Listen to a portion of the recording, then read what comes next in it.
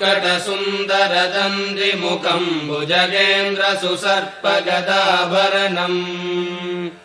गजनीलगजेन्द्रगणाधिपतिम् प्रणतोऽस्मि विनायकहस्तिमुखम्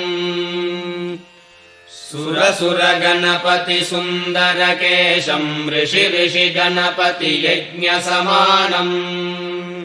भव भव गणपति पद्मशरीरम् जय जय गणपति दिव्य नमस्ते गजमुखवक्त्रम् गिरिजापुत्रम् गणगुणमित्रम् गणपतिमीशप्रियम् करधृतपरशुम् गङ्गणपाणिम् कपलितपद्मरुचिम् सुरपतिवन्द्यम् सुन्दरनृत्तम् सुरचितमणिमकुटम् प्रणमत देहम् प्रकटितकालम् षड्गिरिता